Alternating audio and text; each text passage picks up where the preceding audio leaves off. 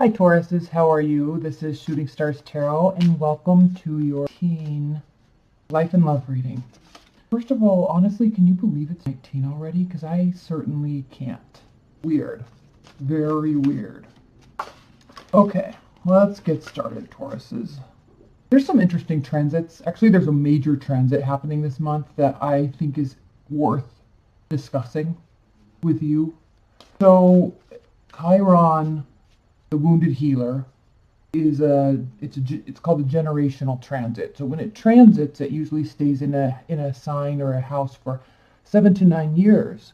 And when we have the outer planets or one of these generational transits stay or change signs, it has some pretty significant impacts for the long term. So I talked about Chiron when it originally went into Aries last year, and then it has been retrograde. It retrograded back into Pisces, and now it is coming back. So when we talk about the wounded healer moving into an aggressive, warlike sign like Aries, ruled by Mars, and it was there, and then it went back to Pisces, dealing with emotions, and then coming back. It's a pretty big transit. And of course, this varies based on your rising sign, but in your natural natal chart, Taurus, Aries, Chiron is actually entering your 12th house. So it was shifting between your 12th and then your 11th house, and now it's back in your 12th house for the long haul, for the next 8 to 9 years. This is pretty big. And it's actually pretty big, even bigger, because right out of the gate, before that transit, Mercury goes into Pisces in your 11th house, your house of networking and friends and neighborhood and community. And then the Sun on the 18th, after the Chiron transit, the Sun also goes into the 11th house. So I'm sensing for you, Taurus, is that there's something that has been rather emotional around your family and home life. And that could mean a whole bunch of things. It doesn't have to mean when you were younger. It doesn't have to mean last year. But there's been something in your home life that has been pretty impactful for you. And now that Chiron is back from Pisces, so there was a very emotional time last year, is basically what I'm saying. Something happened, then there was a very emotional time relating to your neighborhood, your friends and family, your networking groups. And now it's moving back into Aries in your 12th house, which is the house of spirituality and hospitals and psychiatric wards.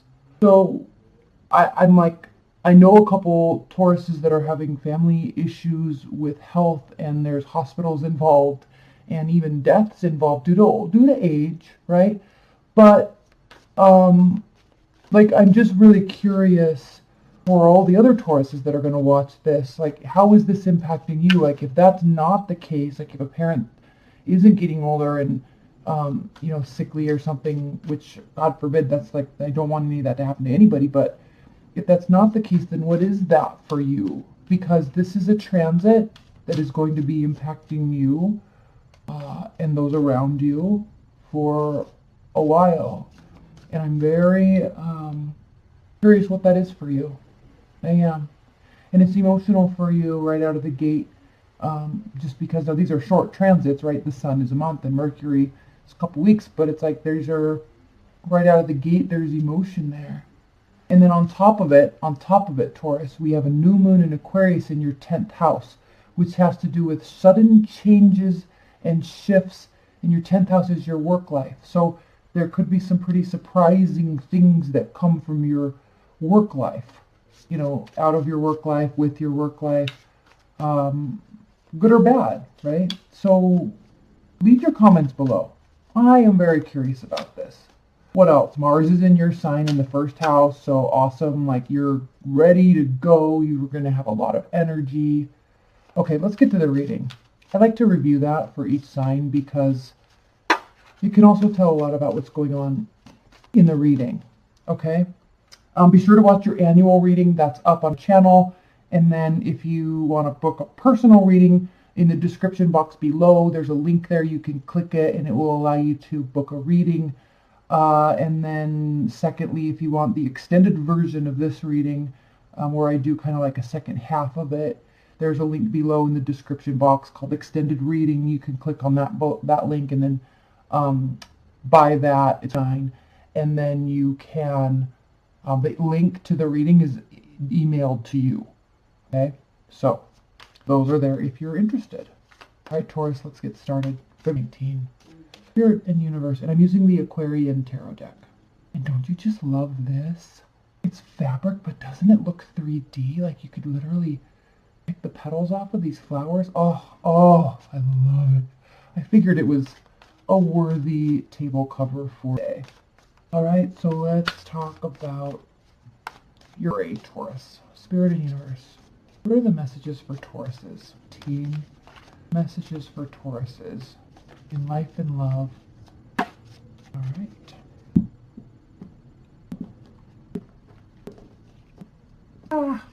Queen, queen, queen, queen, queen. Right out of the gate. Oh, crap. I was not doing this spread. That's okay.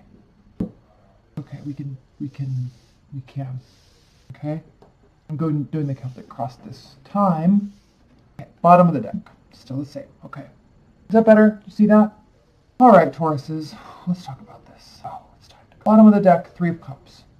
Now, honestly, it is of no surprise to me that the 3 of Cups, the card of socializing, friendship, celebrating, eating and drinking and being merry, right? It is of no surprise to me that that card is reversed as your overall energy, specifically because of this Chiron transit, okay? This is probably next for you, but right now, after coming through, all right, and I gotta tell you, actually, one of my really, I actually consider her a close friend, Taurus, and her mother died last year, and she took care of her for a number of years, and her mother died, and she was her caretaker, and then not months later, her sister gets very sick and is in and out of the hospital with major surgeries and was also staying with her for some time, and this was like recently, like last month, and now she has now gone back home. Her sister has, so now she has her place to herself, and she says, she does spend a lot of time thinking about her sister and her mom, and it's also lonely in the house, but it's also, she likes to have the freedom that no one's there. But it's really interesting that, it's not interesting, but it just goes to show, like with this Chiron transit, like there were some pretty difficult aspects in her home life, in her neighborhood where she lived. And now that it's back in Aries, there's freedom associated with it, but it doesn't mean that it's still in the 12th house, so she's still dealing with it. She's still dealing with hospitals, right? She's still dealing with the spirituality of someone moving on, and potentially a second person moving on. It hits home. And so I'm really curious, Tauruses, leave your comments below. I'm really curious what this means for you, even if it's in the same arena or if it's different.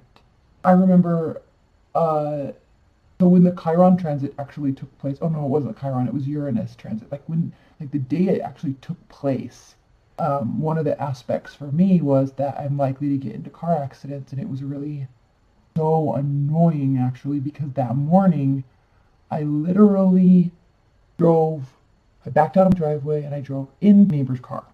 Literally drove right into the neighbor's car. Because I was pulling up, stupid, I was an asshole, I was on the phone, and it was raining, and so by the time I looked up and the car was going forward and I slammed on brakes, now had the road not been wet, I wouldn't have slid. But the road was wet and it had started raining, so usually there's that cover, right, of oil on the road, so they're really slippery. Just crashed right into it. And I was like, you have got to be kidding me. You've got to be kidding me. And it was funny because it was it was in my 11th house of neighborhood, conflicts with the neighbors, and such. So this stuff just never ceases to amaze me. So all I'm saying is, Tauruses, leave your comments below, because I'm pretty sure there's going to be some stories that are definitely worth sharing and definitely worth reading. because this is kind of a heavy placement for this Chiron for you, okay? So it's of no surprise to me that there could be a sense of wanting to isolate a little bit. Okay, in the past, Six of Pentacles. Yeah, with respect to this, and could be love too, with respect to this, there is a sense of reciprocity. I mean, if you're dealing with something like the story I was just telling you about, I mean, there is this, in the past, it's like giving, and now, you know, there's a huge sense of release, but also understanding that something might be coming back towards you because of all the giving that you have been doing. It doesn't have to be immediate. Like, karma is not immediate. It's great when it is, but when it's not immediate, you have to understand that it comes in its time, and it's worthy time and deserved time. I'm getting a really heavy sense, specifically based on this Chiron placement, that is what is taking place. Okay, now because of the Taurus placement in Mars in your first house, there is a sense of identity, right? Giving and receiving in the workplace, giving and receiving finances. So this has to do with tangible items. And I know I always use that word tangible when I'm talking about the pentacles, but that's what they are, right? Money, contracts, houses, cars, pets. They're tangible things that you can build and grow and love and care for, right? So if this has to do with work for you, there's going to be a very even balance in the workplace in terms of effort and payment and coworkers stepping in and you stepping in. There's going to be a very, very, very synchronistic, even flow with that. And that's awesome, okay? That's awesome, especially because what's next is not awesome. We have two interesting cards here. We have the Queen of Cups and the Queen of Swords, reversed. Bad, good. Okay, now when I say bad, the person's not bad, but the energy is difficult. This is somebody that is, God, in this deck, some of these cards are so fantastic. Look at that. Couldn't you just get lost in that picture? If you could see it in more crystal clear. It's not on autofocus, but it's so pretty. But regardless, the Queen of Cups. We're talking about a watery energy, but not so much a watery energy as in an emotional energy. So there's a great deal of caring about whatever is taking place. And there is a sense of unfairness around her. She feels that there's unfairness, or this water energy feels that there's unfairness. So they're going to act out. And how does a water sign act out aside from extreme emotional tantrums and verbal tantrums, yelling, screaming, like hot-headed behavior, okay? So it's very interesting that this Queen of Cups is here in this light, and sitting right next to it is the Queen of Swords, which is all things strategic and logical and analytical, right? No emotion. Has emotion, but she doesn't show them. She doesn't show her emotions. She would rather take the practical, logical approach to anything. So we have some extremes here, extreme logic and analytics, and extreme emotion.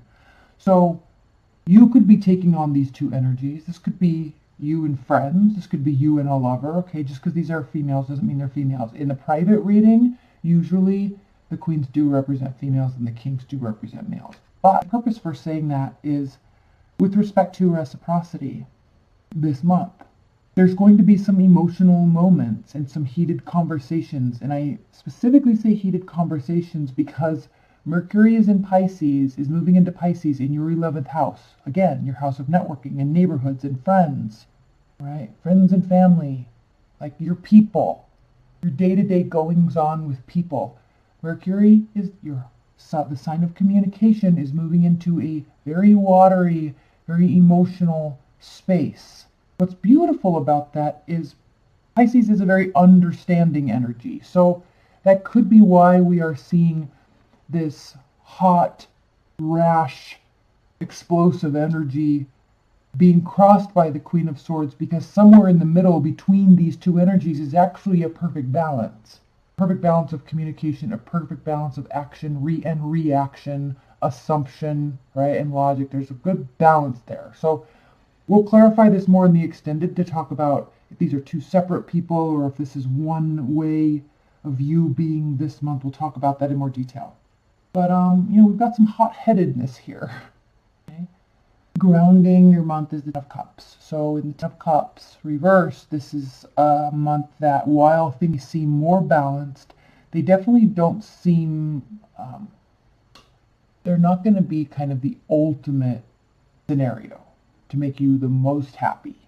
So if we are talking about a relationship, there's some balance there, but it's enough to make you feel a little emotionally imbalanced, and them maybe too. And because there might be a little bit of isolation going on, it tends to make your emotional state spiral and assume that this could be the worst case scenario, when in fact it's actually not. Okay? It's like you're right on the crux of something really good, but you're just not there yet. And then on the Six of Swords reversed, again, this is calling for you or them to actually calm down. And I'm sorry I have to say that, because I know it's annoying when people say calm down, but that's what this is calling for. Okay? This says you do go calm down, leaving the rough waters. Waters in tarot represent emotion, so when you see rough water, it's emotionally turbulent. Swords in tarot represent your thoughts and your ideas. So taking your thoughts out of the emotional turbulence and going to some place where the waters are calmer, so you can sort out your thoughts and actually form well-founded opinions on something. So this says you do it. This says you really need to. All right? When it's upright, you are going on a journey to sort your thoughts out. You really need to. And if it's this turbulent, if this is your energy, very emotional, very stable, very emotionally, very stable, then you definitely need to go on a journey and sort this out. So I don't know if something happened in a relationship. I don't know if something happened at home because of this Chiron transit that's causing you to fluctuate in such a way, which by the way, Taurus, is understandable, but it's also in a space where you're going to probably want to figure it out. And look at this next lineup. We have Major Arcana, Major Arcana, Major Arcana. So in your future placement, we have the Chariot. So another water sign represents Cancer. And swift decision, swift movement. So the good news is, I think there's some awareness that this needs to even out a little bit. This, whatever this is for you, needs to even out a little bit. And I kind of am likening this, the Chariot card, to the Six of Swords, in that you're hearing this message that there is an actual need here to get away and clear one's thoughts. You're going to have some things to sort out, and probably some emotional things to sort out this month. And I'll pull clarifiers on these in the extended, because I think these two cards are pretty big this month for you, as well as these, of course. Now, how you view yourself or the situation is the Emperor. The card of Aries. It's the card of, it represents action, control, leadership. I mean, think of an emperor leading. He leads an empire, right? Not a city, not a town, not a state. He leads an empire. So the way you're viewing the situation is that you have it all under control. So that's a very good mindset to be in, and a good energy flow to be in. However, this is even better. I was going to say however because I thought it was upright. How they view you, and when I say they, this is the other person or exterior people, friends, family again. If this were upright, the Five of Wands means that there's an internal battle, right? Internal conflict, but it's reversed. So while you may be coming across and how you view the situation as you're in charge of it, you have it under control. Good news, Taurus, everybody else sees that too. So that couldn't be any better, actually. You do have it under control, it appears. It might be very difficult. So I'm really curious if this is two people or one. We'll check on that. Okay, hopes and fears. Hopes and fears, Page of Wands reverse. It has to do with a fiery energy, not necessarily a fire sign person, but Sagittarius, Leo, Aries. And when this is reversed, it's an interesting card to have in your hopes and fears, because reversed it means that there's no fun-loving, friendly communication. and about something specific, right? Because fire signs are all about the end goal. What target? What am I shooting towards? Like, what are we talking about here if we're not talking about how to get to the end, right? How do we get this client? How do we get this restaurant booked for the day, right? How do we, very goal oriented. So when a fire sign doesn't communicate, it's because they don't know what's going on. They don't know what their target is. They don't know what the goal is. And if they don't have a goal, they feel like jellyfish in the ocean in a storm. They're just pushed all up. They have to have something to shoot for, okay? So, and you're actually kind of like that too, Taurus. And you actually embody a lot of the characteristics of an Aries because you're the next zodiac sign. So you embody a lot of those characteristics. So because of that, this is being, like, somebody's being shut down here. Now remember the placement of this card. Hopes and fears. So you're clearly very afraid that someone is going to either cut you off or cut you out or stop communicating with you, or you're afraid that their communication is temporary or too jovial, like there's no seriousness behind it. So that's definitely a fear. And then, maybe you're also hopeful that they do stop talking. Like, we could look at it that way. There could be somebody at your, in your neighborhood, like a neighbor or work or something that just never stops talking. So that's interesting. These cards are so beautiful to me. They really are. So in your outcome, Taurus, we have Temperance. And this is a beautiful card to have as your outcome because it actually seems like you are able to maintain a lot of self-control. And it kind of seems like you've been through the emotional ringer lately. And now that Chiron's moving into Aries, you are going to feel like you have a lot more control. You are going to feel a lot more balanced. And this stuff's still going on. I'm sensing that this is still going on because it just came out of Pisces. So it's still going on, but I think you know how to handle it and you know how to handle yourself with it. So it couldn't be better, honestly. Okay, let's pull some outcome cards and then we'll get into the extended. Normally I would say that this kind of concerns me, this kind of isolation and not wanting to go out. However, I don't think so with this Chiron transit, and I also don't think with the new moon in Aquarius. I think you're going to want a little bit of isolation. I really do. And Mars in Taurus in your first house, it's like it's you time. I feel like you need to light some candles. And this sounds so cheesy, but I feel like you need to get your house super clean, right? Really clean, all the laundry done, all that stuff, and your car, right? So you feel all organized. And then I think you need to go buy a new outfit for work tomorrow or a date. And then I think you need to go home, light some candles, drink a glass of wine, and then pour a second, and then sit in the bubble bath. That's what I think you need to do, right here. That's what I think you need to do.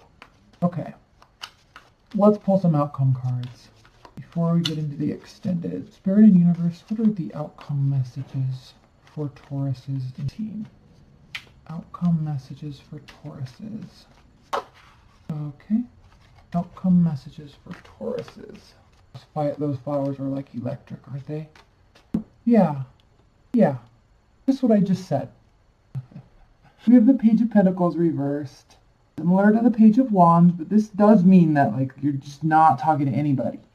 And Justice. So this is kind of saying things are going to work out in your favor. And here when I was talking about karma in the workplace and even balancing things out or balancing the money out or, a slight shift in money or something like that, that's pretty big. And I think that's relating to this Justice card where things are going to work out in your favor and you don't need to force things, and I think that's what you're doing here. You're stopping and you're just going to take care of you, like with the bubble bath and the wine. And you're not going to have any regrets about anything in the past. In fact, you're actually choosing, when this is reversed, you're actually choosing to turn around and look at the positive. So there's a shift in mindset here too. All right, Tauruses, we'll flip this around. We'll flip this and take a look at this in more detail in the extended. That link's below. If you want a private reading, that's the links below. If not, I will see you guys next month. I might do some weeklies. I might do some X spreads. I always overpromise. So I need to get settled with my energy to see if I can actually take that on. I want to. So that's that. Okay. I got a new camera situation, so it's so much easier. Like, it took out, like, I was having to put it on an SD card, upload it to my computer. That alone took forever. And then put it in Movie Maker, upload it to Movie Maker. That took forever. Make some adjustments, add a bumper. That took forever. Save it. That took forever. And then upload it to YouTube. Now I just can, like, stop the camera and upload it to YouTube. So I want to do a lot more videos because I now have the time bandwidth. So anyway, I love you. I hope to do more videos. If not, I will see you in videos. Be sure to watch your annual, and I will talk to you later. Bye, Tauruses.